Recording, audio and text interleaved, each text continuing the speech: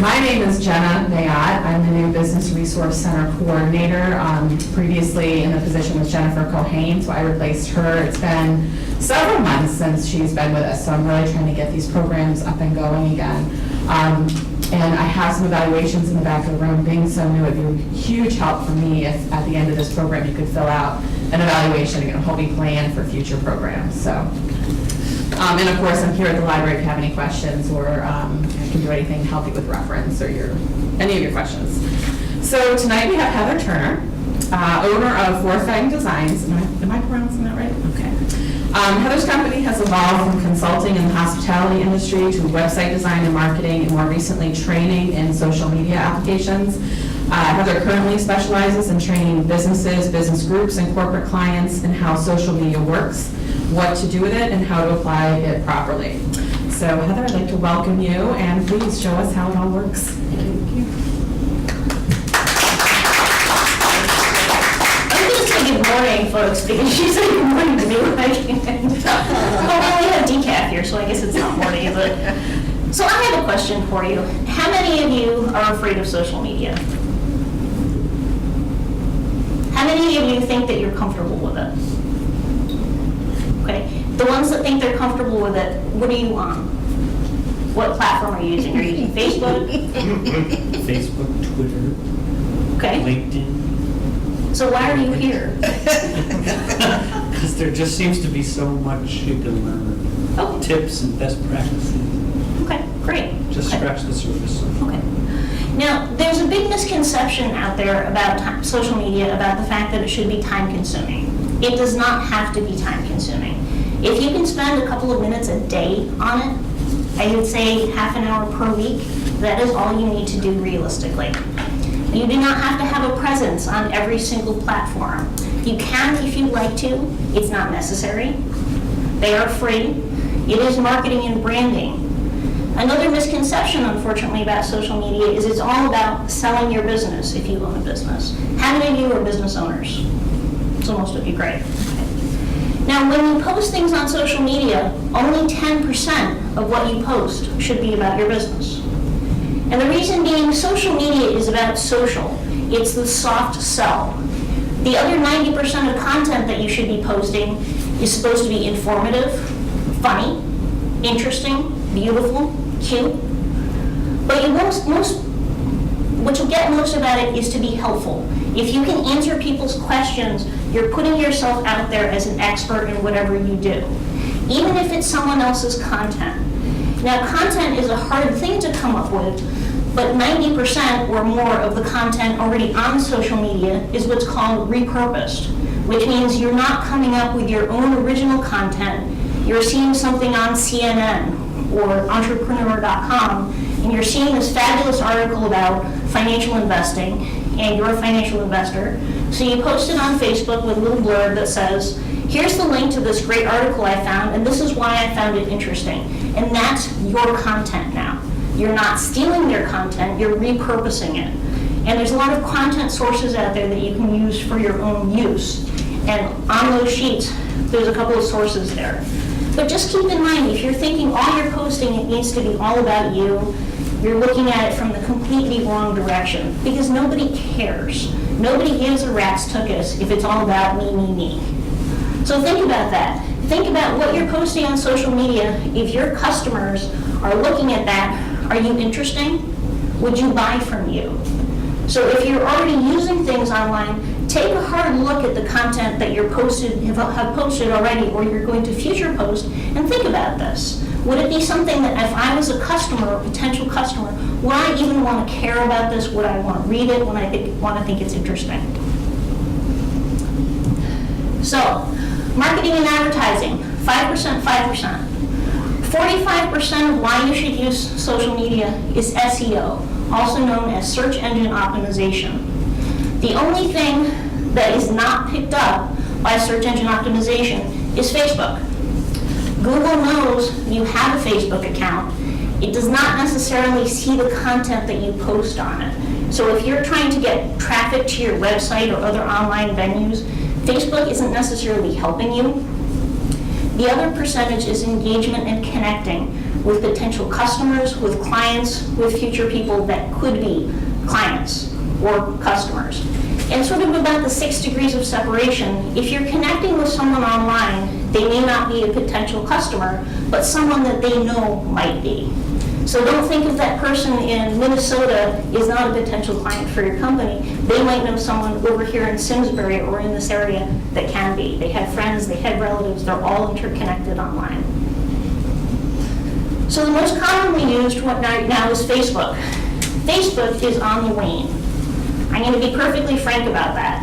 I think in 2 years, Facebook will probably pretty much be gone as a marketing tool for small businesses. So if you're investing all of your time or you're thinking about starting something on Facebook, try to use some other large social media platform. And a platform is a Twitter, Facebook, Google+, Pinterest, blog. Don't put all your efforts into Facebook because I guarantee it's not going to stay around. It doesn't hurt to use it now if you're using it currently, but engagement has been dropping the last couple of years and it continues to drop steadily. Twitter is also huge, it's also growing. So is LinkedIn, so are blogs. Pinterest is one of the fastest growing social media platforms. Whether you think Pinterest may have no value to your business, it might, you'd be surprised. Now these are sort of a projection at most useful at present and most useful in 12 months. Twitter is the most useful at present just because you can see what's going on right at this very moment. You can use it as a news source, you can use it as a content sourcing platform. I'll give you a couple of examples. Remember when that plane went down in the Hudson? It hit Twitter 20 minutes before it hit the news. That tornado that hit Springfield about a year ago or so, 15 minutes before it hit the news up there, I was calling friends and relatives up there saying, get endorsed. So if you look at that, most of them are growing. Google Plus is going to be the most useful in a year. Hardly anybody knows about Google Plus, but it's growing in importance. And because Google Plus is owned by Google, Google loves its own platforms. So Facebook. So the pros of Facebook. Reputation management. I've had people say, well, I don't want to set up a Facebook account for my business because what if somebody complains on it? Well, that's a good thing because you're controlling the conversation. You have the ability to respond to it. If you don't respond to that and you don't give them the opportunity to do so, they can go and put something on a platform like Yelp or TripAdvisor or Urban Spoon or some other review site that you cannot control that conversation. And you also will not be able to delete the comment at some point. If someone makes a complaint on Facebook, don't delete it. That's the very worst thing you can do. For a very small business or an advertised business, the number of complaints you'll get on Facebook are about 1 in 2 million. So don't be worried about that. But if it happens, just don't delete it. Respond. Try to smooth out the issue. And then in 2 months, then you can delete the comment because it's gone from whatever they're thinking about. So customer service, engaging, and networking. You can network on Facebook. You can start a conversation back and forth with people through comments. Facebook has ads. They're not very expensive to run. And it's a great place to visually advertise. Pictures are what sell on social media, on any platform. If you have pictures or images, those are the things that draw the most attention to yourself. So the cons of Facebook. It changes frequently. Facebook came out with 12 changes in the last 2 weeks. They were very minuscule. Most people didn't even notice. But they continue to make major platform changes, and they are continuing to make even more. So there's no search engine optimization value. As I said, Google can tell you have a Facebook page, but anything you post, it can pick up little snippets of it, but it can't really pick up content from it. So new changes may not be good for small businesses. That's a biggie in the next year. Facebook is rolling out a major turnover to how people see things. And you have to get customers to come to you. Even if Facebook didn't have some major issues otherwise, this would be my biggest problem with that. You can't go out and source customers on Facebook. You have to get customers to come to your Facebook page and like your page. About 1.5 years, Facebook made a change to Facebook business pages that they didn't tell anybody about. They disabled It used to be you used to have to like the page in order to comment on something or like that. Now people don't have to like the page anymore. They can just go to your Facebook business page and comment on something, and then they'll never come back because they didn't like it. They're not getting your updates. So getting people to actually like it and come to your page in the first place has become a huge challenge. So Facebook graph search. This is something that Facebook is in progress of rolling out since last November now. Only about 8% of Facebook users have this. It's changing how Facebook searches internally. Before, when you searched for a business in Facebook or you searched for a person, you had to type in the exact name of their business page. When graph search is rolled out to everybody, you'll be able to search for libraries near Simsbury, not just Simsbury Library, and it will bring you up all of the libraries in the area that have business pages, or hairdressers in Glastonbury. Right now, you'd have to search for Strand Salon in Glastonbury, for example. So it's going to change how people search in it, but when they first rolled out this intro to how it was going to look, it's not really looking like they're saying it's going to, and it's not working as well as they said it was going to work. So this is Facebook sort of promising the world to everybody to keep them on board, and it's not coming through. Some of the pluses, 96% of US users are on Facebook. How many of those actively use it? At the moment, about 30% of that. So think about that. Facebook interactions dropping, the people that check into Facebook every day. How many of you have personal Facebook accounts? How often do you guys check it?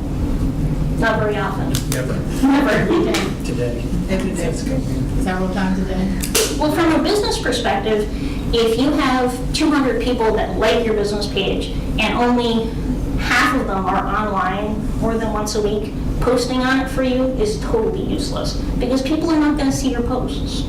So think about that. You can actually stalk the people that like your page on Facebook, believe it or not. I know that sounds a little weird, but if you click on your likes on your Facebook business page, most people have their profiles public. So you can see when they were online, you can see when the last time they were online is. If you start looking at your fans or your likes of your page, and most of the people haven't checked in a couple of months, it's probably not worth your time to continue using Facebook, quite honestly. So it's a good thing to check out. Facebook does have some interactions in terms of when you can see when you've posted things to see whether it's even worth it or not. So the 1.6 billion users worldwide, it's an interesting statistic because people have started Facebook pages locally and they're getting lots and lots of fans because they're buying fans. But they're buying fans from Manila or China.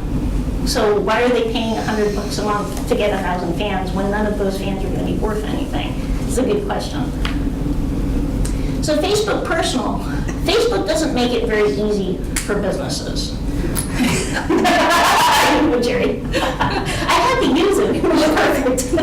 You can tell when he was on the big screen. Yeah. Jerry's a fellow Toastmaster. That's how much of it I know of. So Facebook, when people get on Facebook, a lot of people set up Facebook business pages as personal profiles because Facebook does not make it clear that they have to set up a business page. If you set up a personal page as your business and you advertise it, that's against Facebook's terms of service, and they catch you, they will kick you off Facebook forever and ever.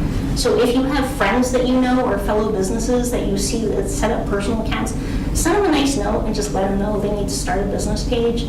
They are really cracking down. I could name probably about 30 businesses in the last couple of months that have gotten reported, and they lost everything. They had 1,000 people as friends, and 2 years of advertising on their personal pages were all gone. So Facebook Business, this is fairly new. When you set up a business page, they didn't have this. But if you go to your business page and unlike your page and then refresh it in your browser, you might see this. These are suggested places locally to you. Depending on what category you've placed your business page in, sometimes your competition might show up on there. So it's important to unlike your page and look at this and have some of the other people that have liked your page look at this as well. If your competition is showing up on this, you need to change your category, and that's in the back end of Facebook. That'll take that away. That'll just bring up local people instead of competitive people. Facebook groups is something that's been around for a while.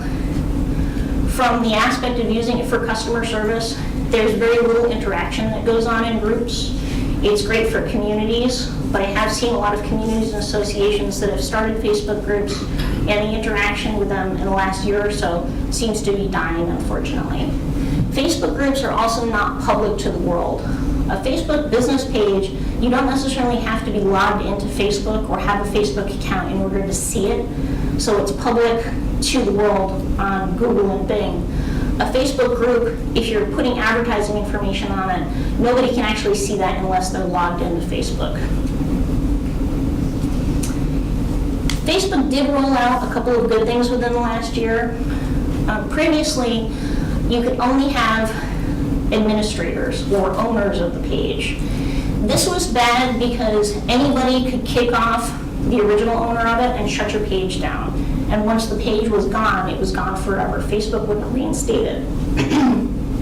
Facebook changed this last year so that you can have multiple administrators and multiple, if you have employees, for example, have access to be able to post on your business page, but they do not have the ability to delete your page or make any major changes to it. So if you have employees, for example, that help you administrate the page, I would go into the administrator and change those settings just so they don't have entire access to everything else. I can tell you a couple bad stories about people's employees getting fired and taking down their business pages, but I think you probably get the point. When you log into your business page, this is what you see in terms of the administrative panel.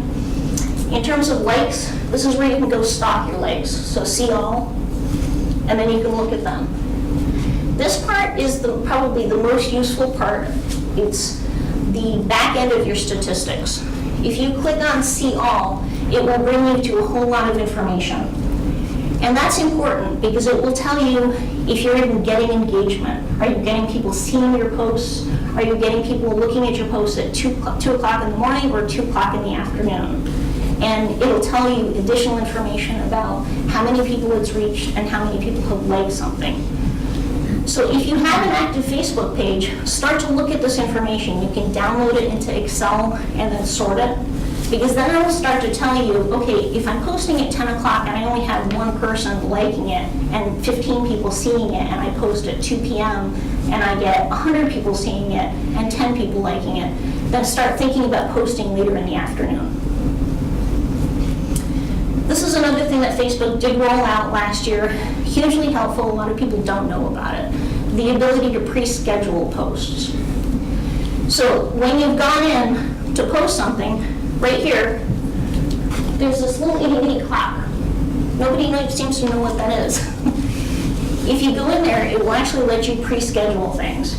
You can pre-schedule up until the end of the year. You can pre-schedule as many posts as you want. Just to give you an example, I was working with a conference last year that we did 3 months of advertised posts in advance, twice a day. It took about an hour. Once they're in there, you can't edit them, but you can delete them or you can change the date. This is hugely helpful because that doesn't mean you have to be on at 2 o'clock to post your Facebook post. You can pre-schedule it at 5 o'clock in the morning, or you can spend an hour pre-scheduling all of your posts for the whole month. So 15 hours and 33 minutes a month on the site. I question the statistic because that goes back to, of the people that are spending time on this, how many of them are playing Candy Crush Saga and are really looking at your posts? It's a statistic. Whether you take it as statistically real or not for business, look at your engagement. That's the only thing it's going to tell you whether it's true or not. So Facebook examples. It used to be that Facebook did not let you advertise on your Facebook banner. You could not put prices, you couldn't put hours, you couldn't put like us, you couldn't put your website on there. They did recently change that. So now you can put advertising on this. You can only put 20% of text though. So if you change your banners on the headers, this is actually outside of the 20% of that. There's a Facebook tool that will actually give you a graph. Facebook has been taking down and giving warnings of people that are exceeding that. But I think they're realizing that Google Plus, for example, doesn't care if you advertise on the big, huge banner that gives you. So Facebook's trying to compete with that. So Facebook examples. This is a really cute video that somebody posted. 73,000 people liked it. And 200,000 people shared it. So think about content, even if it has nothing to do with your business. When someone shares something from your page, it has your name on it. So you're branding yourself. So if you come across something interesting, cute, funny, don't be afraid to post it online, even if it's totally irrelevant. If you find it interesting, other people will. You have to keep in mind that it's business branding, so that when somebody shares that, people actually track back to where that came from. Now, the average business fan page has less than 250 fans. So don't think if you have less than that, you're doing badly. If you have more than that, you're doing pretty well. So make it interesting. I don't know if you can see the picture. Can you guys see this in the back? I don't know if the light's too much. Okay. So think of shares. Again, 348 shares. What does that have to do with anything? Not much. Samuel Greenberg shares interesting things. His return on his time of sharing things that have absolutely no relevance to what he is posting on Facebook is about $2 million a year. He spends about 20 minutes a day posting things on Facebook. And through branding business on Facebook, he's getting that return on investment because people are clicking through to his site and he's selling products, he's selling books, he's selling videos and music. Anybody have a blog? Anybody hate their blog? Of the people that have blogs, do you think it's worth your return on time investment? Not presently. Not presently, okay. Now, Blogger, WordPress, and Tumblr are pretty much the three major ones. The pros of blogs. When people come to me and say, what do you suggest to use for social media? My first and foremost one would be a blog. Blogs do not have to be a lot of time. If you have, again, a picture, a couple of paragraphs, or even a couple of sentences, that's your blog post. It does not have to be a novel. If you like to write a lot, think about spacing your content out. Instead of having a huge blog post that runs on forever, segment it. So say this is part 1. Coming next week is part 2. And link back to part 1. If you do part 3, make sure you link back to number 1 and number 2. And tell people. So the ability to part information utilizing the soft sell. Again, you're not direct selling and pitching, selling people, hitting them over the head. And then putting yourself out as an expert. And again, blogging can be repurposing. Because instead of taking that, I saw this great financial advice on CNN, and here's the link to the blog post. Instead of writing a sentence about it, you can write a paragraph. I thought this article was interesting because, and by the way, I didn't agree with it, also because. Think of that. You don't always have to agree with people on social media. Just don't knock things. If you disagree with things, make it known and make give a reason of that. It puts you out there as someone that knows what you're talking about, and it can start a conversation with people. So it can be time consuming. People have writer's block. There is a very, very high abandonment rate, and the ROTI, return on time investment, is long term. If you've never started a blog or you just started one, it realistically takes about 1.5 years before you start getting a return. Much of social media is like that. Much of social media does have a high abandonment rate because people start posting on things and they say, well, I haven't gotten anything from it. Well, that's because it takes time. And time is what you should set a price tag on. How much is your time worth? Well, my time is worth $60 an hour, for say. If I spend 10 minutes a day on social media, and at the end of the month I've spent 6 hours or 10 hours, and in return from that, I've got $5,000 worth of work. Is that worth my return on time investment? Put a number on it. If it's not giving you a return, then don't do it. There's nobody saying you have to do social media. If you're not getting anything out of it, don't do it. Just because marketers are saying you have to do it, you don't have to believe them. Good old-fashioned in-person networking will never, ever die. This is just a bonus. It's free. But going out and shaking hands with people at leads exchanges and networking groups is still going to be the key to good business. This is just another online media way of getting your brand out there. So Blogger. Blogger is owned by Google. Again, Google loves its own products. Blogger is probably the easiest blog platform to use. If you can use Microsoft Word, it's easier than that. You basically cut, paste, and publish, and then you can customize it. WordPress.com is one of the more popular ones as well. That is the free version of WordPress.org. If you decide to use a WordPress platform, just keep in mind there are two different ones. WordPress.org gives you more customization, but you also have to have hosting attached to it, just like website, and you have to have a technical person actually install it for you. So if you're going to start blogging, what I recommend is set up a Blogger account and a WordPress account. Play around with them. You cannot break this stuff.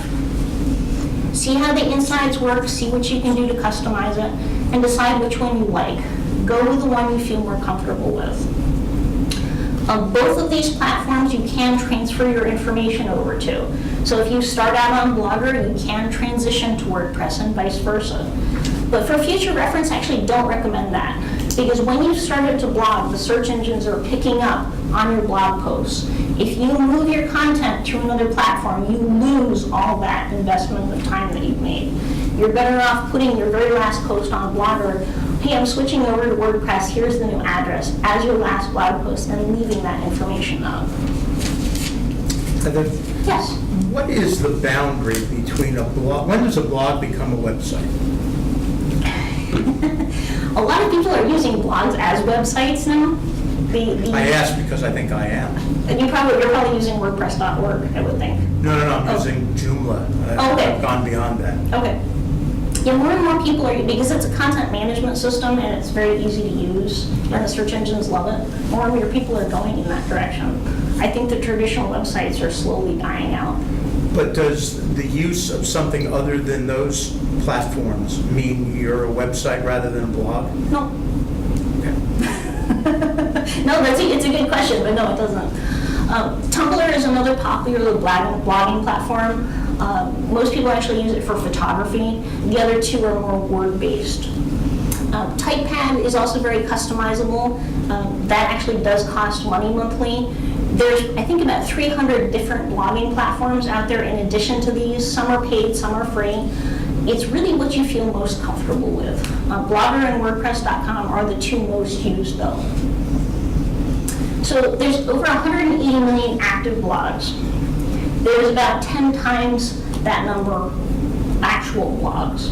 These are actives. So think about that, and it returns to the high abandonment rate. So 43% are on WordPress, 35% on Blogger, 16% on Tumblr, TypePad, or Posterous. Now, Posterous was a popular blogging platform. They got bought out and sold just last couple of months ago, so they're actually not in service anymore. And then 6% is other. Now, this is Kalamazoo House, and this is their blog. So you can take a lot of the branding from a traditional website, if you have it, and turn it into your blog. It's important when you're doing social media to try to brand yourself consistently across all platforms. This comes to profile images as well. If you have a professional picture taken of you that you use on LinkedIn, try to use it on your other platforms as well, because it becomes recognizable. Like my picture, for example, is a couple of years old. I don't look like that anymore, but I'm afraid to change it because everybody knows me as the blonde. So, now here's a couple more blog examples. This is Blogger. The other one was on WordPress. That's her website. This is her blog. So as you can see, they're very, very customizable, and they're very easy to customize. So here's another one. This is on WordPress.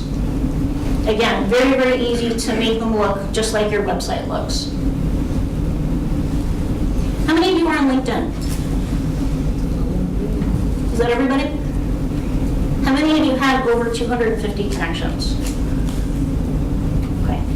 When you get to 250 connections, there is a tipping point where you don't necessarily have to go out and search for people. You will start getting more and more people wanting to connect with you. So think about that. If you want to grow your LinkedIn network, start connecting with enough people to get to that tipping point. If you've reached 250 people and you're not having people contact you at least once every couple weeks with a connection request, think about spiffing up your LinkedIn profile, because that will help you get you found more, depending on what you want to use it for. So customer service and networking, search engine optimization. That might seem a little strange, but it's true. Ads are not expensive. Client-customer outreach. LinkedIn spam and sales pitches. This is one of my favorites. I think I've connected with about 10 people in the last couple of months where the very first point of contact I get from them is, buy my stuff. And the very first thing I do with them is hit unconnect. And it's the same on all social networks. If someone connects with you on Twitter and you direct message sales spam them, they will unfollow you ASAP. If you're on Google Plus and someone circles you and you spam them, the same thing. Facebook, it's a little more difficult to spam people, but LinkedIn, that's a killer. If you're going to start pitching to people, make sure it's a really, really soft sell. What they recommend with LinkedIn, if you're going to try to sell by messaging when you've connected with someone, make sure that you haven't mentioned anything sales related until at least the 6th communication back and forth. So it takes a little while. So Martin Rossman is a friend of mine. Now, LinkedIn keeps changing its format too. Unlike some of the other social media networks, all of the things that LinkedIn has done to change their format has been a good thing. They're only adding, they're not taking away, they're not changing things to the worst, which is nice.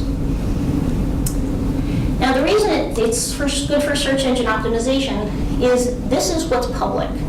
You can set your LinkedIn profile to be public or private, and that doesn't mean internally on LinkedIn, it means externally.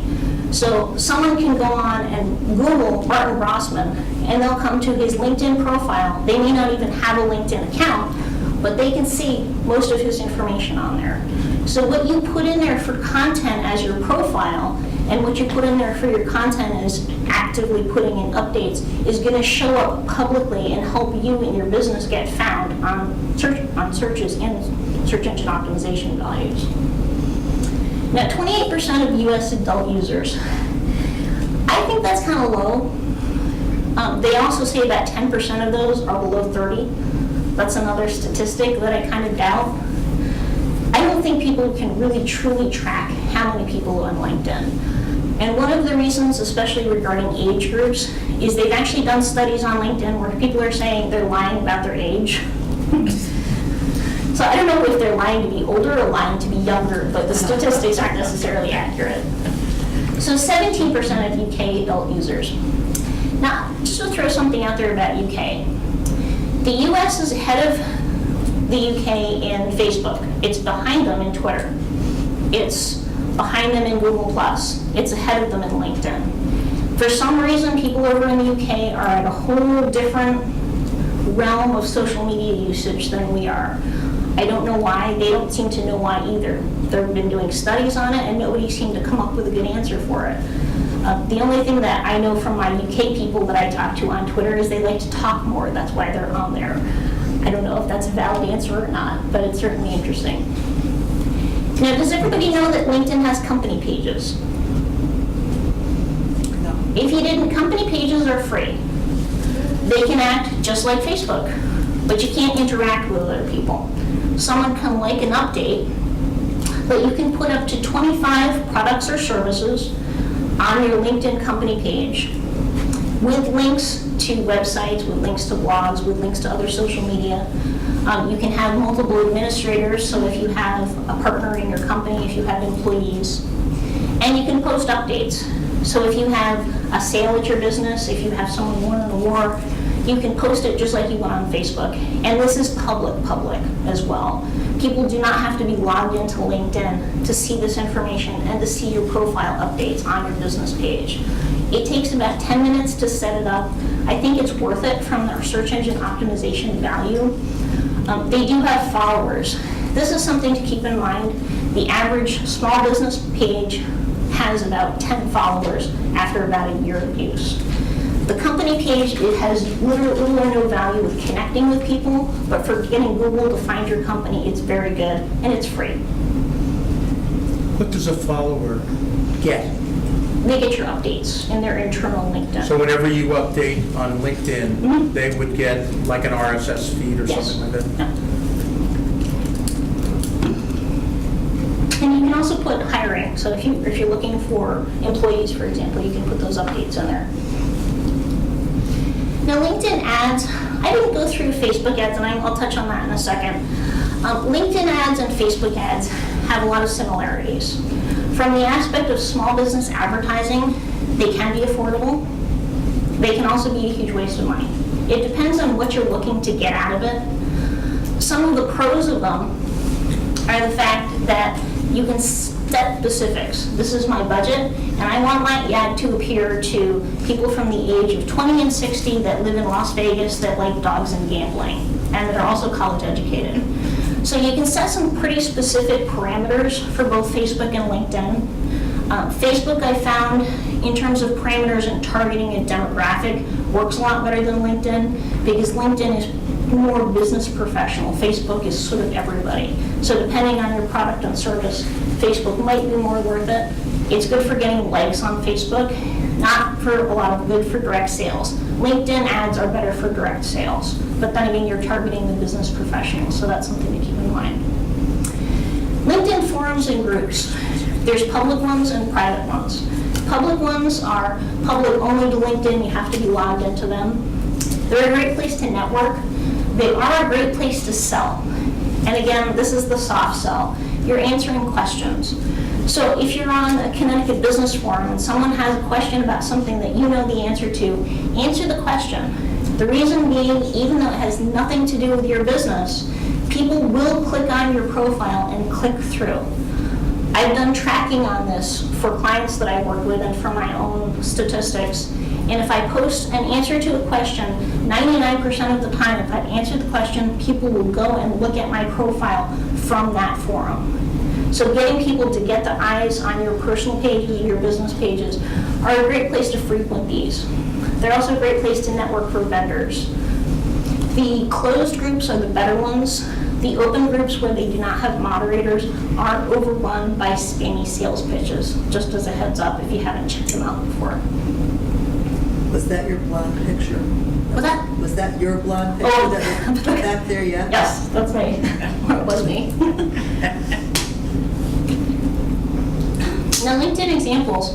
So when you set an update, LinkedIn is interesting because it doesn't care whether you sell on it, on your personal profile or your business profile.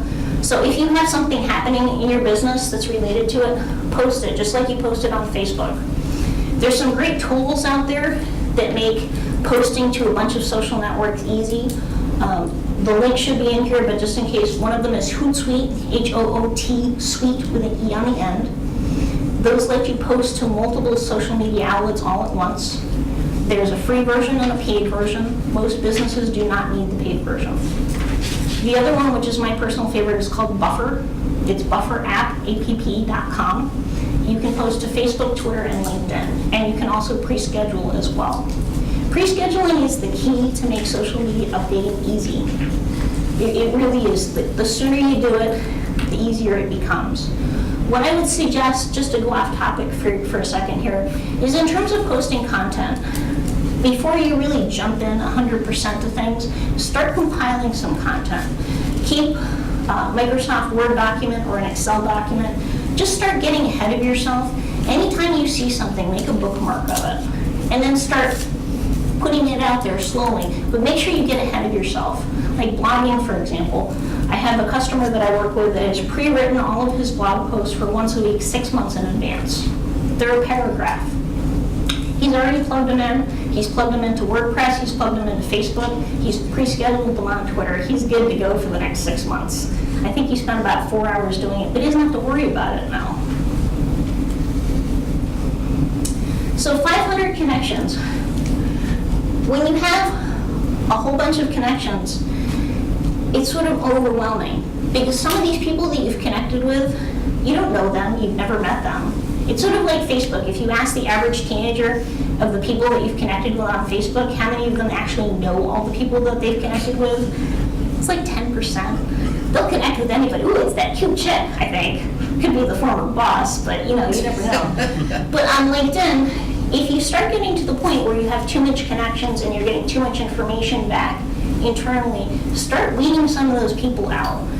That guy from Kentucky that sells tires, is he really going to be any use to you to be connected with him for 2 years? Start booting him off your network. The nice thing about social networking is while it's social, it's like being at a big cocktail party. If you brush somebody off, they're not going to come after you. People don't care. It's a very, very casual relationship. So Google+. This is the littlest known platform out there. It's also becoming the most important, unfortunately. As I said, it's a Google product, so Google loves it. If you have a storefront business, how many of you actually have in-place businesses? You're not a service business, you have a storefront or a product that you sell? Okay. At one point, you probably had a listing on something called Google Local, Google Places. And that meant when you went to Google Maps, somebody could find you on Google Maps. Last year, anybody with one of those listings translated into Google+. You didn't get a choice. So if you've claimed your business before, you actually have to go back on Google+ and claim it again. The reasons being for this are multifold. One is reputation management. People can write reviews on Google+. You cannot respond to them unless you claim your account. Very important. Search engine optimization.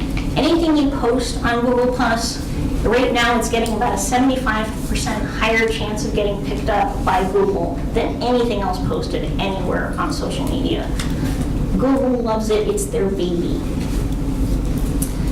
So customer service and networking, you can go out and you can circle people. It's sort of like the same as following people on Twitter. So if you want to go out and make a connection with someone that might be a good vendor or a customer, you can go out and put them in a circle. They don't have any choice. Usually what happens is when someone puts you in a circle, people go and look at your profile just at LinkedIn, and they might circle you back and you might create a connection with them. Even if they don't circle you back, which means bringing them into the group, they're still taking a look at your business and you're branding yourself. You're still putting the name of your business out there. Google Hangouts is huge. Anybody use Skype? Okay. Google Hangouts is 100% better than Skype. You can hang out, which means in a video chat with up to 10 people at the same time. You can also do screen sharing in it. From a networking, from an advertising, from a whole bunch of huge things, it's so much better than Skype. The connection's way better too. The other cool thing about Google Hangouts is they have a feature called Hangouts on Air, which means that you can tape a session for up to 2 hours and send it directly to YouTube. It's free. Check it out. It's great for connecting with people. If you have clients all over the world, or you have to have a committee meeting where everybody can't come, start using it. We started using it at our local chamber. It's a lot of fun. And it's free. You can't beat free. So people that are used to Facebook might find Google Plus confusing. If people aren't on Facebook, they seem to find Google Plus okay just because they don't have these preconceived notions of how this works. They are making changes to the platform. Similar to LinkedIn, most of the changes that they've been making have been positive. They've been adding additional features to it. And it does have the very occasional glitch. It has not glitched anything major, not like Facebook. Facebook's erased posts, it's erased whole business pages. So far, any of the glitches seem to resolve themselves within a couple of hours. Yes? You said earlier that if you circle someone, they have no choice. Yes. So let's say you are working with a potential client, but you haven't converted them yet. Right. Doesn't that run the risk of alienating them if you circle them? Should you? That's up to you. There's no right or wrong answer to that one. It depends on how you feel your relationship with the potential client's going. You know, I would usually, if you're going to use it for networking, circle people before they start to become potential clients. Like stalk them online, basically. Right. But that's my favorite word in social media, because in order to find customers, you have to go out and look for them and go look for their information and look for where they're spending their time online. So basically, yes, you're stalking them. Sorry, it's true. So similar to Facebook, you have a personal profile and a business profile. Now here's where circles come into play. A business profile can only circle another business profile, or if a personal profile circles them first, they can circle them back. So a business page cannot circle personal pages unless they've sort of gotten permission from the personal ones first. A personal one can circle anyone they want. They can circle personal pages, they can circle business pages. Google does not seem to care if you post sales information on your personal account. Unlike Facebook, they're like, hey, you're advertising, that's a good thing. So this is a business page. You can put advertising stuff on here. It's a huge picture that you can basically do whatever you want with. And this is like Facebook where you can post stuff. You can post updates, you can post pictures, you can post videos, you can post albums. And it also gives you photo albums. So just like Facebook, if you clicked on this picture, you would come to a bigger version of that picture and you can put additional information in it. There is a lot of similarities to this. Google came out with this basically as competition to Facebook. And so far, I think they're doing a pretty good job. Do you need to make those photos publicly accessible, or they're, in other But words, once you upload them, they're public. so people can use them for their own purposes? If you have a concern about something that's copyrightable, I would suggest putting a watermark on it. Yeah, once you've uploaded something publicly, same with Facebook, and if you're concerned with photography or anything that's of usage that you're concerned about anybody else using, try to watermark it. How many of you have PCs? What? PCs? Oh, PC. Sorry, I think so. How many of you guys have Macs? Oh God, all the Mac people. All right, Mac does have a good program for watermarking. PC has a great program that you can download for free called Fast Stone Photo Resizer. And this lets you batch resize pictures. It also lets you embed a watermark in them too. They don't have a Mac version, unfortunately. You have to do them one by one unless you buy Photoshop. In Photoshop, you can batch watermark as well in that. If you don't want to spend the $400 for Photoshop, they do have a $65 program called Elements that does exactly the same thing. So Google Plus has forums. Again, they're public or private. Public really means that it's public to the world. So anything you post on that is also getting picked up by the search engine as well. A private forum means nobody can see the content, including the search engines. You actually have to be admitted as a member by a moderator. Google groups are growing, or the forums are growing. We started a bed and breakfast group back in January. This is an old picture. We now have about 350 members, and it's an active community. Mostly because we're moderating it in terms of if you're a vendor, you can't sell on it. We kick you out, basically. So if you start a group for a community, I do suggest you have a good moderator be in charge of it. It helps people be a little bit more relaxed about what they post online. Now this is Hangouts. The president has done Hangouts on Air. Conan O'Brien's done Hangouts on Air. Play with this feature though. As I said, the quality is much better than Skype. And being able to connect with you as the 10th person, but another 9 people all at once on video, and then being able to screen share, share something else, share a video that everybody else can see and talk about all at the same time is very, very useful. And it's pretty easy. You just basically add the names. You can also add email addresses, and then people get an invite, and then they can jump in whenever they want to. So screen sharing. You can share anything of your screen. Not just everything, but a specific portion. So if you have 10 things open, you can show just the specific one you want. Now these are circles. When you circle somebody, you can name circles. So like I can have a circle for my competition. I can have a circle for people that are fellow chamber members. I can have a circle for my family, for example. You can move people from circle to circle. You can have them in multiple circles. When you've circled someone, they get a notification, but not what circle they're in, just the fact that you've placed them in a circle. Now, similar to Facebook, when you put something in, this is a blog post, for example, any images that you have attached to that will also show up. If you have multiple images in your blog post or your article, this gives you the ability to actually switch which one shows up. It's a fun thing to play around with. If you have a business, I really suggest going in and claiming your account if you have one already or starting a new one. It's very, very beneficial. Now, Google examples, this is the masked front end. If you're on Facebook, you ever notice when people post pictures, you get the update in your stream? If you change this photo, people kind of get a huge, big, in-your-face notification that you've changed this profile image. These people have 1,000 people in their circles, and they have, I don't have it down here, but they've got about 4,000 people that are following them. One of the reasons that they have so many people following them is they're changing their profile picture consistently, and they're always really interesting images. So if you have pictures, that's what grabs people's attention. Because think about this. If someone's posting a picture, this is what's going to grab attention. If someone's just posting text, no matter on what social network, whether it's on Facebook or Google+, it goes by too fast. People aren't as attention-grabbing to see that. So as you can see, the picture here is a lot bigger. It's a lot more eye-grabbing than just text. Who's on Twitter? Come on, I know you're on Twitter. No, most people don't get Twitter.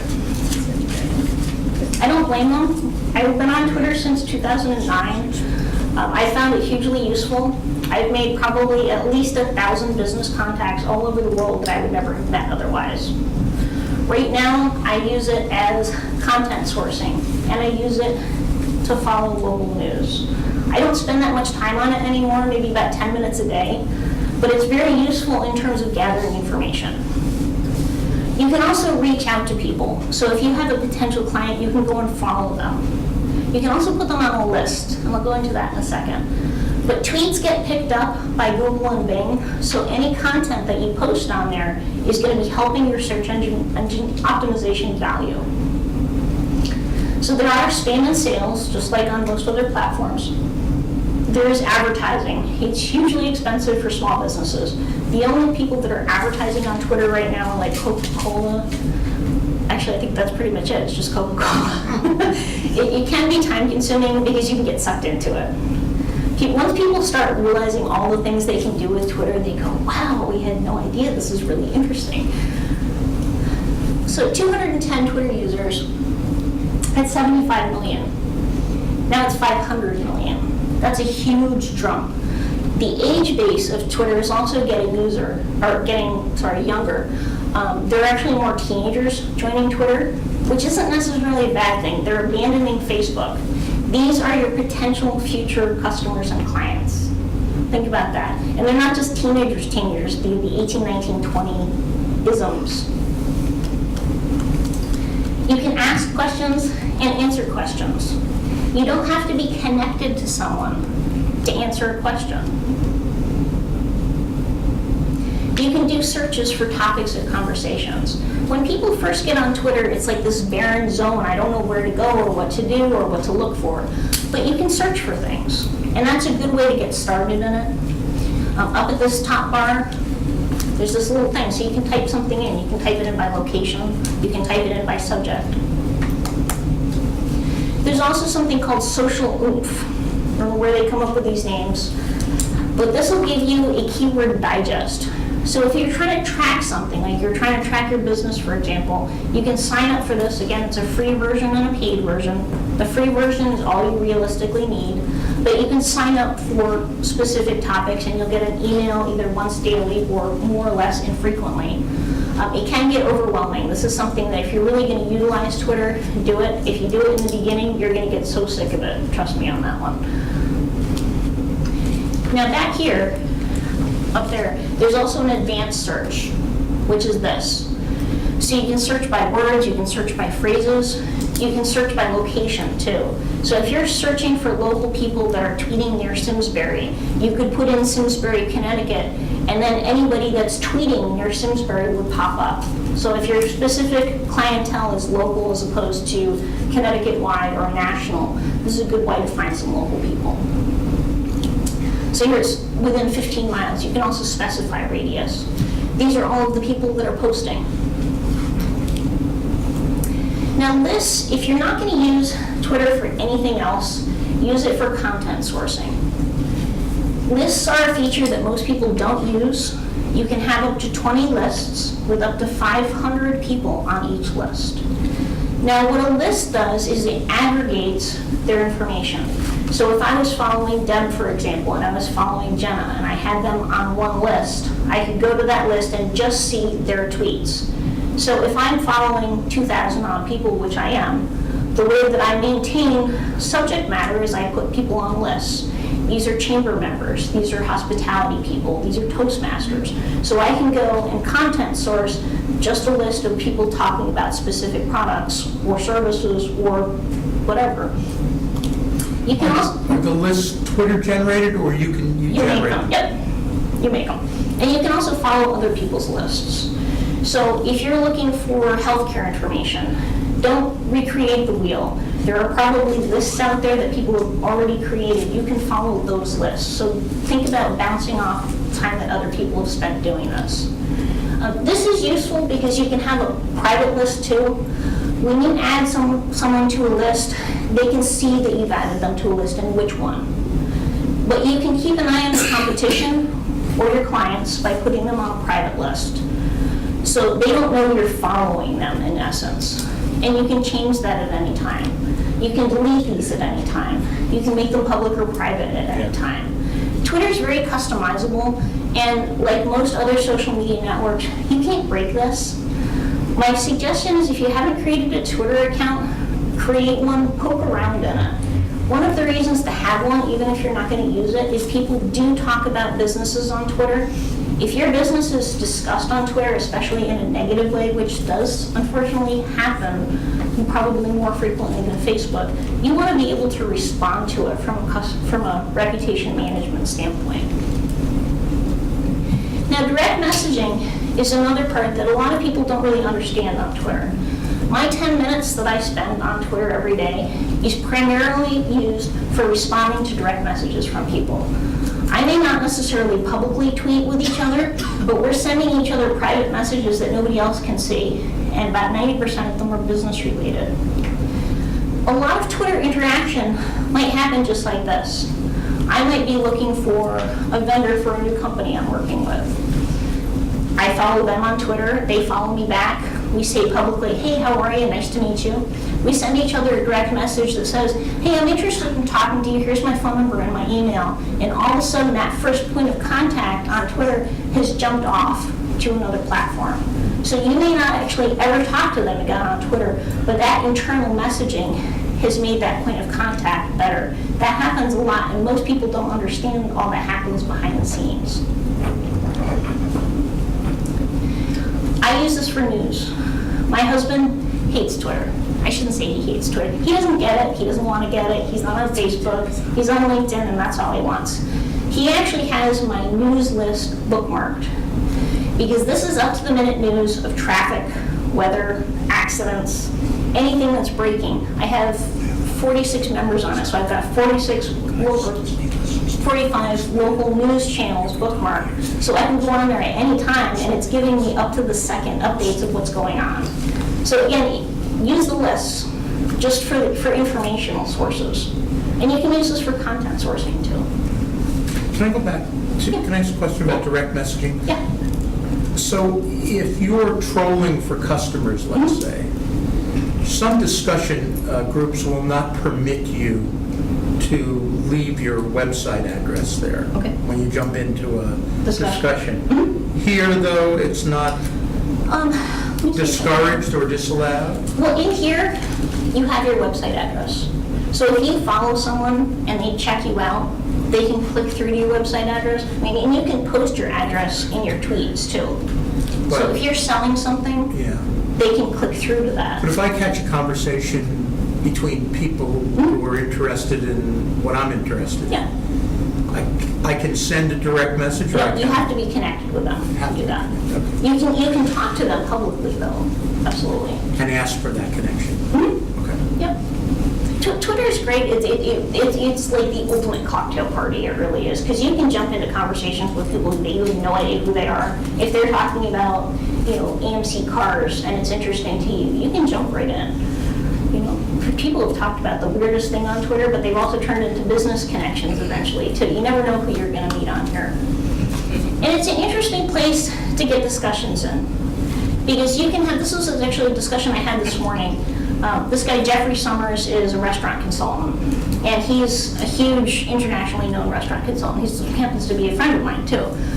And I posted a blog post yesterday, not my own, but someone else that I know. We pass each other's information on. That's the nice thing about Twitter, just to jump off for a second, is when you start making connections, you're going to find other people start reposting your content.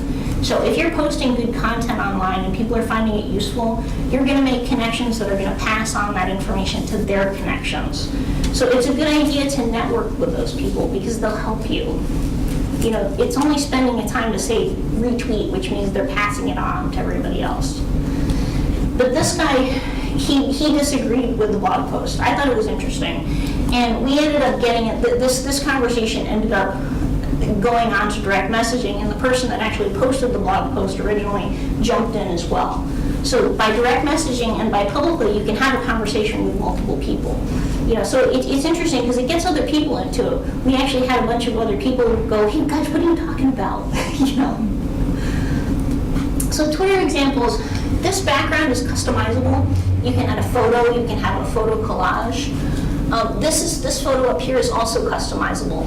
You do want to make sure if you put a custom photo in here, try to make sure that this is like against black or something dark, because if it's a photograph, you can't necessarily read this text in here. You can put a location, you can put your website link. Also, if you want to cheat this bio section, you can actually add an extra website link in there and it becomes hot and clickable as well. Not a lot of people do that because they don't know they can, but if you want to advertise an additional feature to your business, stick it in the bio section. Now, most people start out here, 30 tweets, following 17 people, 9 followers. And a lot of people post 30 tweets and then they quit. Because they don't know what they're doing, they don't know where to go, they don't know where to find people. And they're like, nobody's listening to me. But once you start interacting with other people, those people will introduce you to more people and your network grows. I have about 3,000 people following me. Those are, I would say at least half of them were introductions from other connections that I had made on Twitter. So once you start networking with people on here, your connection and network will grow sort of exponentially. So followers and following. This is something to keep an eye on. You want to try to keep it at more people following you than you are following. When you first start out on Twitter, the first thing that you try to do is you want to follow everybody. You want to follow celebrities, you want to follow news, you want to follow anything interesting, you want to follow the clients that you potentially want to be future clients. Don't follow them, put them on a list instead. Because you can still see their tweets, you're just not actually following them publicly. And that's key. Because people that have been on Twitter for a while, if they see you're following 1,000 people and you only have 5 people following you, they're going to think you're a spammer, even if you're not spamming anyone. That's just people that frequent Twitter, that's their first thing, is if you're following a whole lot of people, A, either you're a newbie, or B, you're trying to sales pitch everybody. Now, when you start seeing numbers like this, it doesn't necessarily mean anything. Frank Kenny, for example, has earned those followers, but he's also following a lot of people back, and he interacts with people. If you see numbers like this, and every single post that they put out is a sales pitch, they have bought those followers. If you look at them, and you can check out who they're following and who is following them, you're going to see a lot of blank accounts. Those are bots. Those are automated accounts that people have set up and then they sell them. So don't necessarily look at the number. In Twitter especially, it's quantity over quantity. If you have around 200 or 300 people that you're following and following back, that's actually a really good number. So don't think you've got to get into the way thousands. That many people is almost impossible to maintain relationships with anybody. I mean, who can? I mean, you'd have to have like 1,000 clones to do it. Pinterest? Any women on Pinterest? Before you leave Twitter, Yes. would you just give me your definition and explanation of what the hashtag business is? Are you going to come to my Twitter class? I don't think I can. I have Okay. hair. hashtags are a little more complicated. They're being used, thank you for bringing that up. I wasn't going to go into it, but I might as well since you asked. Hashtags are being used across more platforms. It's just a way of being searchable. So if you put the hashtag, and hashtag means the numerical mark, Simsbury, and then you put it on Twitter, someone searching for Simsbury would more easily come across that because you've put it in a hashtag. Does that So make it's more not sense? necessarily that you're trying to start like a thread of conversation. It might or it might not, but People it's do. just a searchable thing. It was a searchable thing. People do community things, like they have book chats. There's something called Friday Reads on there. There's also some business conferences have hashtags. So anybody tweeting from a business conference would use like SE2000, for example, with that number. So someone could search for that, and those are all of the people that are attending the conference. Does that make sense? I have to go in and look at it. But I mean, I see it all the time. Like, you know, on the news things, like I watch MSNBC, they say blah, blah, or somebody's tweeted this. They show all these tweets at the bottom of the screen Right. with hashtag this and hashtag that. I don't know. You can click on them because they're searchable. So like if you're looking in Pinterest, you can click on it and then it'll bring you all this, it'll aggregate everything that has those hashtags together, whether it's from that person or from a whole bunch of people. It's just, it's more of an aggregating of information than anything else. Pinterest is primarily, I would have to say, a woman's thing right now. From an advertising perspective, it's huge though. They actually are saying that more young men are actually jumping on board Pinterest. I'm on Pinterest at night occasionally. I try not to get on too long because I'm there until 1. It can get addictive. It's a very visual platform. But I am seeing more things posted by men. Cars, interesting furniture that people have created. You know, so the demographic is changing a little bit. Pinterest is an online pinning board. So if you think of your old-fashioned bulletin board, it's like that, but it's online. But it's searchable. The search engines actually do like it. And it seems to be remarkably good for driving traffic to websites, believe it or not. So if you have a product, for example, and your product is online on your website, start pinning them. Start a Pinterest board and pin them. It will help your traffic, believe it or not, and it's growing daily. It's a big, big thing. So search engine optimization, it's a great soft sell, and content and idea sourcing. Now, when Pinterest first came about, I would say about 2 years ago, I spoke at a conference about it, and afterwards they said there was a lot of good information on it, but you didn't seem really enthusiastic about it. And I said, well, that's because it was new. Pinterest has been around since 2009. It really only hit the news last year. And at that point, it hadn't been around long enough for me to say, okay, you're going to get a return on your time investment for spending time on it. So check it out, but don't put all your marketing efforts into it. This year, I would wholeheartedly say, especially if you have a product to sell, it is well worth your while to spend a little bit of time on it. It's addictive, I would say primarily for women, although my husband did start looking at classic cars on there the other night, and he came to bed at about 2:30 in the morning, so I know it was cars he was looking at. So, and it's hard to track the return on time investment. Now, how users spend it, 83% of it is they're pinning interesting things, whether they're pinning things from websites, from blogs, from sales catalogs online, or they're pinning things that are already pinned online. So there's 48.7 million users. That is growing daily. I don't think Pinterest is going away. The statistics that I'm seeing just from my own return on this, they actually have statistics in it now, so you can track how you're doing on it. You can see how many pins you're getting, how much traffic you're getting to things. They didn't have that before, they just added that a couple of months ago. It's very, very useful.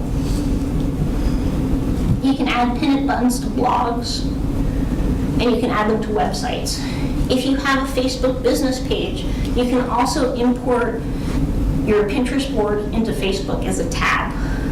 There's a free app called Woobox, it's WOOBOX, that you basically just install on your Facebook page and it pulls in your Pinterest board. Now the nice thing about Pinterest is you can track back. So if someone has pinned stuff from your website, you may not necessarily know it. If you have statistics installed on your website, hopefully you do know it, but a lot of people don't pay attention to that. But you can do a search. If you put your website address in there, searchable, you can search for any blog pins or any website pins that have originated as images from your website or your blog. Yoga. Who would have thought a yoga person would be on Pinterest? I've come across dentists on there, lawyers, rape crisis counselors. I'm finding all kinds of businesses on Pinterest, and they're finding some really unique ways to use it. So here's a retail person, but they're not just pinning their own stuff, they're pinning other things that are interesting. The Clever Nest is very, very good at this. She just started. She's been taking some ideas from other pinners. She's been basically stalking the people that don't do it well, which is what you should be doing on all social media. Just like networking room to room. If you see someone that's really good at shaking hands and schmoozing with people, imitate them. They're doing it the right way. Check out other people on all social media platforms and stalk the ones and imitate them. Nothing is original anymore, unfortunately. Yes? So she's stealing, I'll put that in quotes. She's not stealing. What she's doing is she has been going on, this is actually an old screenshot. She's enhanced what she's doing by a lot, but she's been going down, finding other businesses and just finding out, okay, you know, they're doing composting can be fun, for example. And she's using the ideas. She's not really imitating them, but she's taking ideas from what they're doing and kind of adding to it. Kind of doing the same thing at the Glastonbury Chamber of Commerce. We're looking at other Chamber of Commerce Pinterest boards, and we're taking their good ideas. We're not stealing them. They came up with a good idea of putting the ribbon cuttings online. From the aspect of advertising their members, that's a great benefit to members. So we're not taking the idea, but we're imitating it. And in advance, we're enhancing our memberships because they're getting more exposure from it. So you're not really stealing it. What is it? Imitation is the best form of flattery. Anybody have a YouTube video? Question on Pinterest. Is there a cost factor in there at all? Oh, totally free. Totally free. Yep. I try not to steer people in the way of paid social media stuff. It's not worth it. YouTube is another Google product. Again, Google loves it. Very, very good for search engine optimization. Sorry, I don't have that slide got in there. Search engine optimization, it's the great soft sell and a hard sell. If you direct sell on YouTube, it's okay, because you want people to see what you're doing. If you're offering a product or service, that's okay to put up there because people expect that on YouTube. Once the video is up, it's there forever unless you take it down. So you're constantly getting a return on your investment or time investment, depending on if you spend money for it. And it's embeddable, which means that once you've uploaded a video to YouTube, you can take a snippet of code from there and then plug it into your website. You can plug it into your blog. You can also import it into Google Plus and Facebook too. So you can put it in a variety of places and it doesn't cost anything. When you say snippet, do you mean like a portion of a video or In here, a link? no, in here, when you're logged into your own account, or if it's made public, there's a little tab over here that says share, and if you hit that, it will give you a little bit of HTML code that you can plug into something. So it's like a link. Kind of. It's not a direct link. I mean, you could link directly to the URL of the video, but this actually takes your video and embeds it into whatever object that you're putting it into. Okay, but is it doing for the whole video or just a little piece of it? The whole or what? video.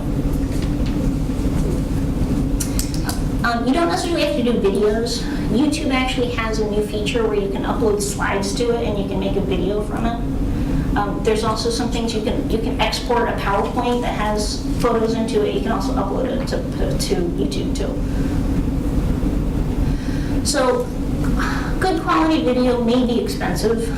If you're going to have a good video done, I would suggest spending the money. People do have a tendency to make fun of the bad ones.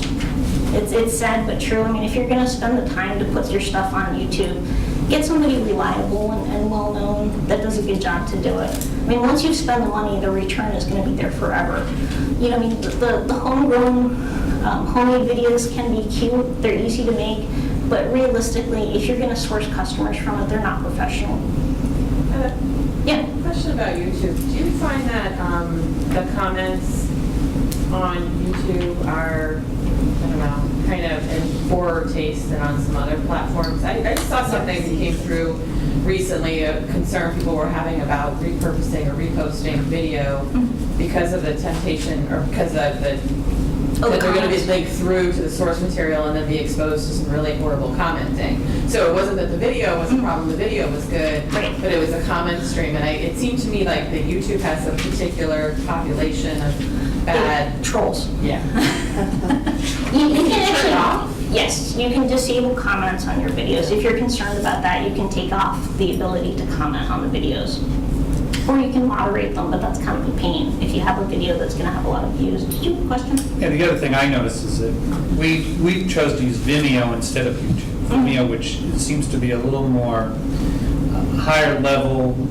There's a lot less, inappropriate content, and you're not. When you do a search, suddenly your video doesn't pop up with 10 others that are really inappropriate. Right.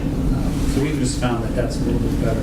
My only problem with Vimeo is unless you have an ultra high speed connection, the playback for a lot of people is really choppy. YouTube doesn't seem to have that problem. I love Vimeo too for that same reason, but I found that videos that I've uploaded and then I've played at other people's houses, it glitches a lot. So again, you can do informative things on here too. So if you're talking about something specific, you can make a video that when you're doing something instructional, the homegrown, homemade video is not a bad thing because people will find it useful then. If you're just doing it for the sales pitch, make sure it's a professional video. But the instructional ones, the homemade ones are actually really good because a lot of times you'll comment about something that's not in a script and people will actually find that really interesting and more personal and more human. So 1 billion and 4 billion views per day. So 1 billion users and 4 billion views per day.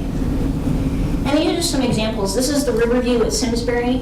This is a photo collage that they have done up. This is a real estate company for sale. There's an awful lot of real estate companies on YouTube. I think mostly just because most businesses aren't using YouTube. They really should be, mostly for the fact that you can share the video everywhere.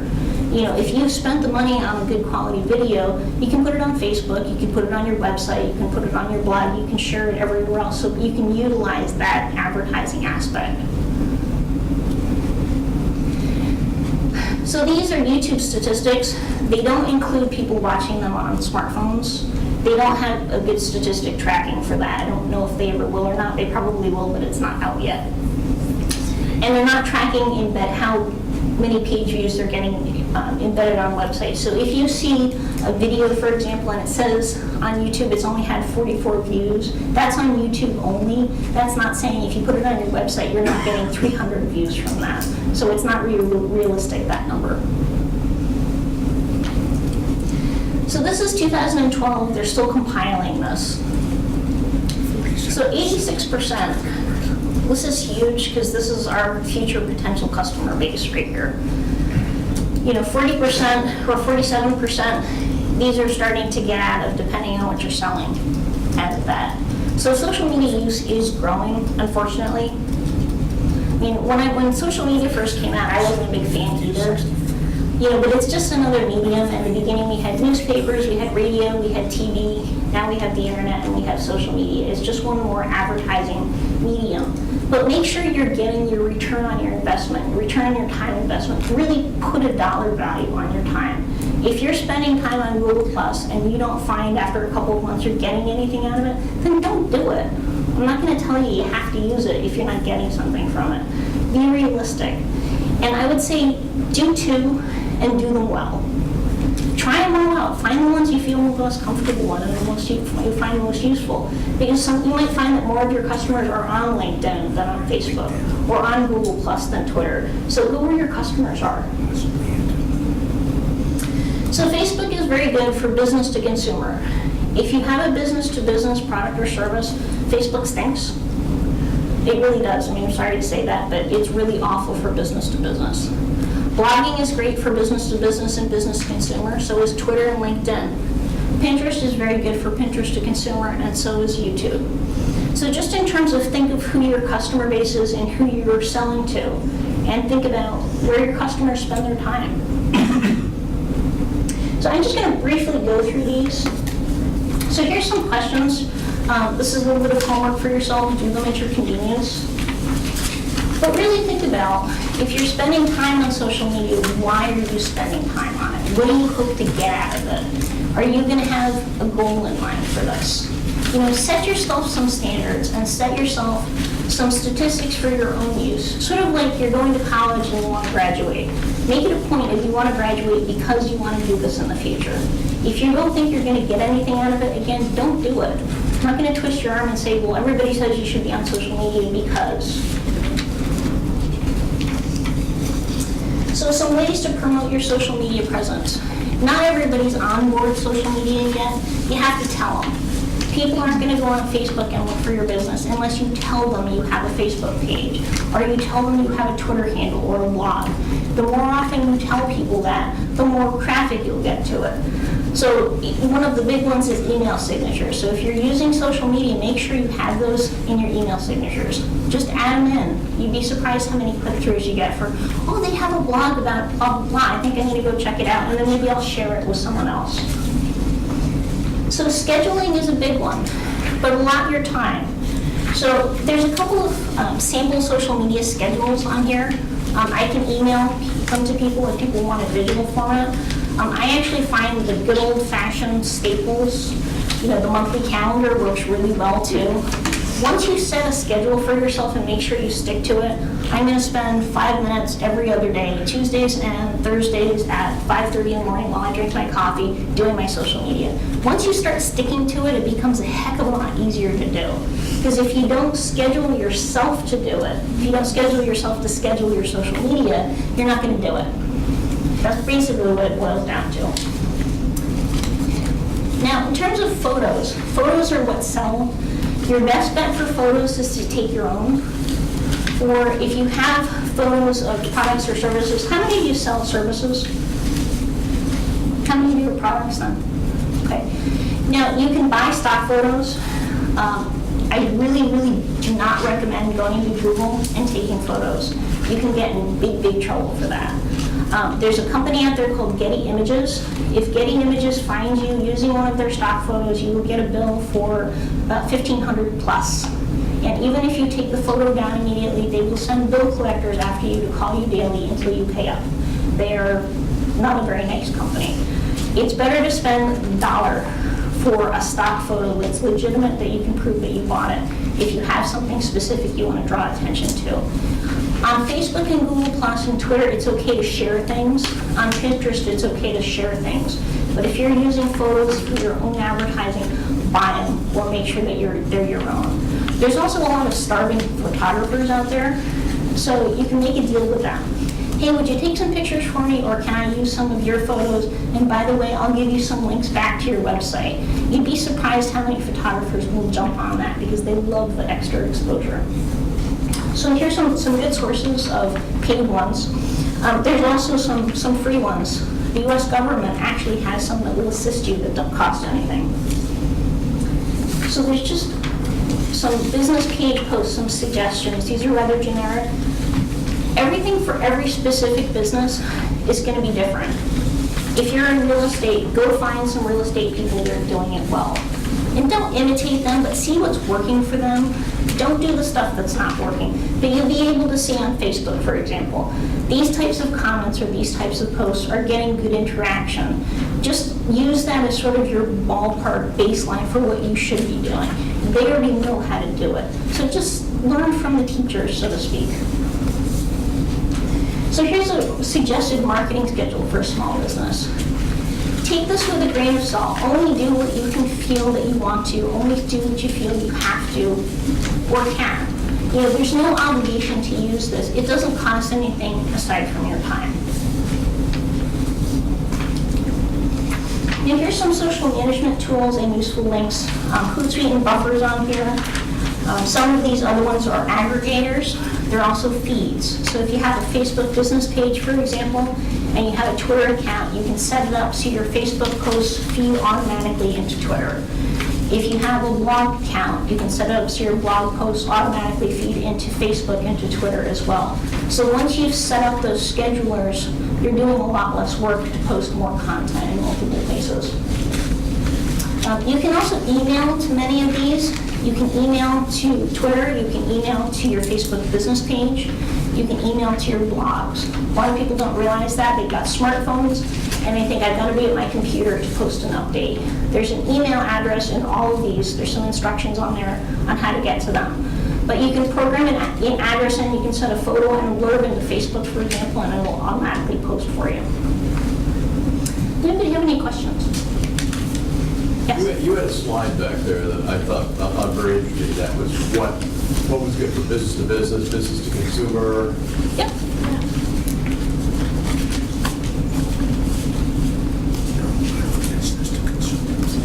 What's that? We're all good for business to Yes. consumer. Yes.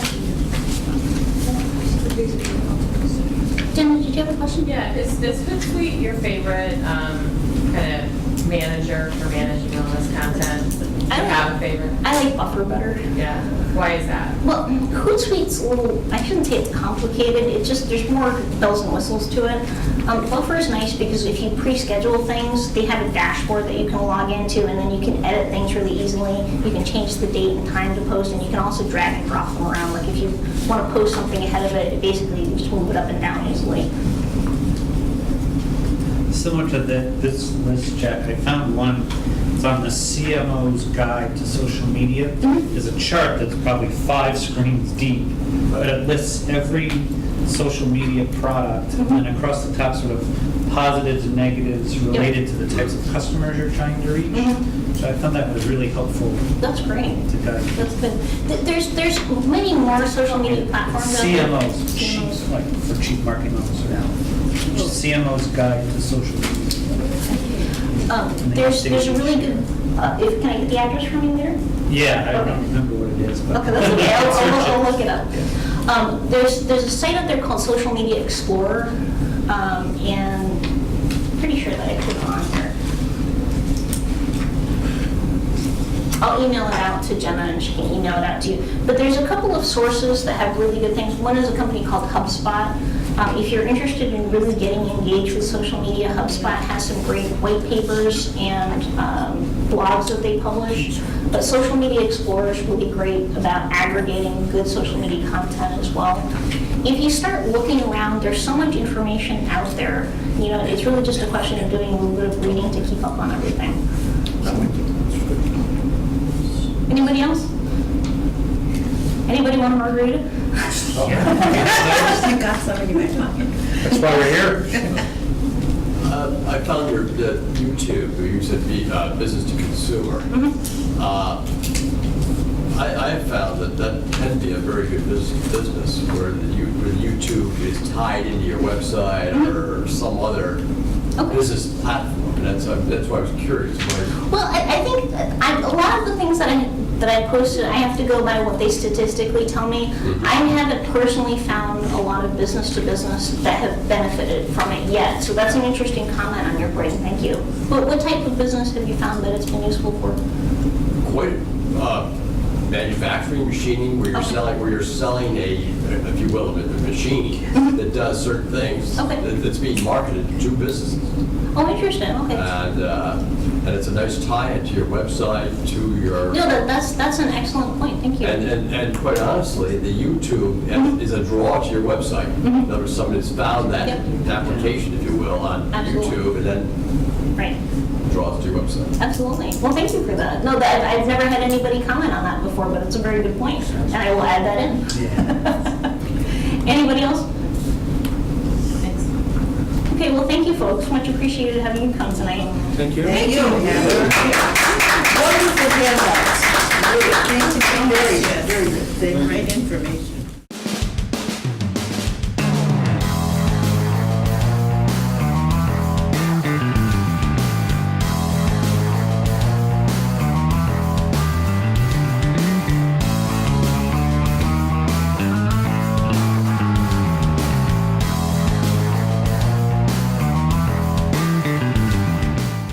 Funding for Simsbury Community Television is provided in part by contributions from viewers like you. Thank you.